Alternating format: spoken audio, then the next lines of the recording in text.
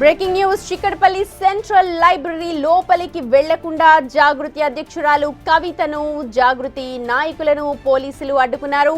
Central లైబ్రరీకి తాళం వేయడంతో కాంగ్రెస్ ప్రభుత్వం పోలీసులకు వ్యతిరేకంగా నినాదాలు చేశారు కవిత, ఇతర జాగృతి లీడర్లు కూడా. అయితే సెంట్రల్ లైబ్రరీ గేటు ముందు బైఠాయించి ఆందోళనకు దిగారు కవిత.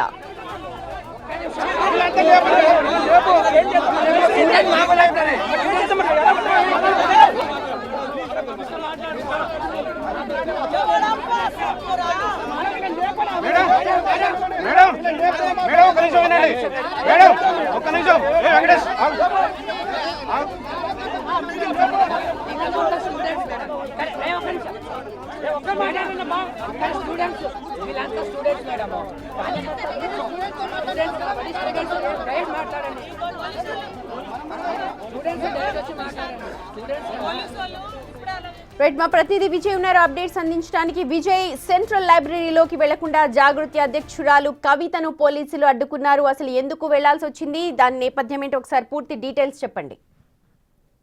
అయితే గ్రూప్ 1 అభ్యర్థులతో మాట ముచ్చట అనేటువంటి కార్యక్రమాన్ని ఏర్పాటు చేసుకున్నటువంటి జాగృతి అధ్యక్షురాలు కవిత చిక్కడపల్లి సెంట్రల్ లైబ్రరీ వద్దకు అయితే చేరుకున్నారు కొద్దిసేపటి క్రితమే. అయితే గ్రూప్ 1 అభ్యర్థులతో ఆ మాట ముచ్చట కార్యక్రమం జరపాలని చెప్పేసి అటు సెంట్రల్ లైబ్రరీలోకి లోపలికి వెళ్ళేందుకు కూడా కవిత ప్రయత్నించారు. కానీ కవితను రాకుండా పోలీసులు అయితే అడ్డుకున్నారు. సెంట్రల్ లైబ్రరీ గేటు కూడా తాళం వేశారు. సో ఇది గమనించినటువంటి అక్కడ ఉన్నటువంటి జాగృతి నాయకులు, జాగృతి కార్యకర్తలందరూ కూడా వెంటనే ప్రభుత్వానికి, కాంగ్రెస్ పార్టీకి, అలాగే పోలీసులకు వ్యతిరేకంగా నినాదాలు చేయడం మొదలు పెట్టారు. అటువంటి జాగృతి నాయకులందరూ కూడా. సో ఇది గమనించినటువంటి పోలీసులు అక్కడ ఉన్నటువంటి కొంతమంది సుమారుగా 10-12 మంది జాగృతి నాయకులను కూడా అదుపులోకి తీసుకున్నారు. సో అక్కడి నుంచి కవిత వెంటనే బయటకు వచ్చేసింది. అయితే సెంట్రల్ లైబ్రరీ గేటు ఎదుట కొద్దిసేపు కవితతో పాటు ఇతర జాగృతి నాయకులు కూడా బైఠాయించి కొంత ఆందోళన అయితే చేశారు. గ్రూప్ 1 అభ్యర్థులకు అన్యాయం జరుగుతున్నా కూడా ప్రభుత్వం అలాగే అధికారులు పట్టించుకోవట్లేదు, ముఖ్యమంత్రి కూడా ఈ యొక్క విషయాన్ని గట్టిగా తీసుకోవట్లేదు అంటూ కూడా ఆ కవిత సెంట్రల్ లైబ్రరీ ముందు బైఠాయించి ఆందోళన చేస్తున్న పరిస్థితి కొంత అవసరం. విజయ్, ఆందోళన చేపట్టారు కానీ చాలా మంది విద్యార్థులు, స్టూడెంట్స్ కూడా అక్కడికి వచ్చారు, వాళ్ళు ఇంట్రడ్యూస్ అవుతూ ఉన్నారు కవితకి. వాళ్ళతో తర్వాత మాట్లాడారా?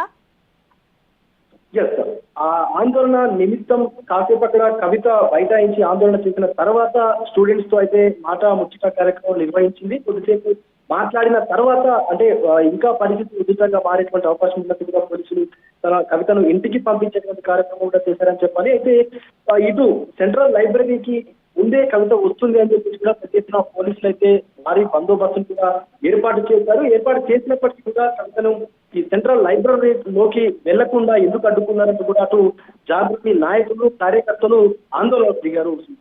విజయ్, విద్యార్థులు ఏం చెప్తున్నారు? ఇప్పటికే నియామకాలు చేపట్టాల్సిందిగా ఉత్తర్వులు ఉన్నాయి, కానీ విద్యార్థులు కొంతమంది దానిపై నిరసన వ్యక్తం చేస్తున్నట్టుగా మనకు అందరికీ తెలిసిందే. విద్యార్థులు వాళ్ళు ఏం కోరుకుంటున్నారు? ఇప్పుడు ఏం మాట్లాడారు మాటామంతిలో? అంటే చాలా మందికి సరైనటువంటి మార్పులు వచ్చినప్పటికీ కూడా తమకు ఉద్యోగ అవకాశాలు కల్పించట్లేదు. ఈ గ్రూప్ 1 విషయంలో ఏదైతే ఎగ్జామ్స్ విషయంలో అవకతవకలు ఏవైతే జరిగాయో సో దాన్ని పునర్పరిశీలించి పూర్తిగా తమకు న్యాయం చేయాలంటూ కూడా కొంతమంది విద్యార్థులు ఇటు జాగృతి అధ్యక్షురాలుగా ఉన్నటువంటి కవితను కలవడం జరిగింది. ఈ మేరకు కవిత కూడా వాళ్లకు మాట ఇచ్చి ఖచ్చితంగా మీ వెంట నేను నిలబడతానంటూ కూడా విద్యార్థులతో చెప్పడం జరిగింది. ఈ యొక్క నిమిత్తంలోనే అంటే ఈ నేపథ్యంలోనే పూర్తిగా విద్యార్థులు అలాగే కవిత ఈ విషయాన్ని పూర్తిగా ప్రభుత్వం దృష్టికి తీసుకెళ్లేందుకైతే ఈ కార్యక్రమం చేయడం కూడా మనకు తెలుస్తుంది. ముఖ్యంగా విద్యార్థులు అందరూ కూడా గ్రూప్ 1కు సంబంధించినటువంటి విద్యార్థులు ఎవరైతే ఉన్నారో తమకు న్యాయం చేయాలంటూ కూడా ప్రభుత్వానికి అలాగే ఎవరైతే ముఖ్యమంత్రి రేవంత్ రెడ్డితో పాటు ఇతర అధికార యంత్రాంగానికి కూడా పలుమార్లు వినతులు సమర్పించినప్పుడు కూడా ఈ యొక్క తమ దృష్టికి ఈ విషయాన్ని వెళ్ళలేకుండా చేస్తా ఉన్నారని కొంత ఆగ్రహం వ్యక్తం చేసిన విద్యార్థులందరూ కూడా సుమతి.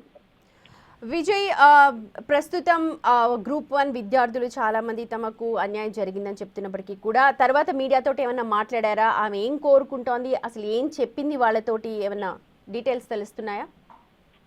ఇప్పటి వరకు కవిత తమకు ఉండగానే ఉంటూ వచ్చారు. అలాగే ముఖ్యంగా కవితకు ఈ గ్రూప్ 1 అభ్యర్థులు ఎవరైతే ఉన్నారో వాళ్ళు నుంచి కూడా గ్రూప్ 1 లో జరిగినటువంటి అవకతవకలన్నింటినీ కూడా చెప్తూ వస్తా ఉన్నారు.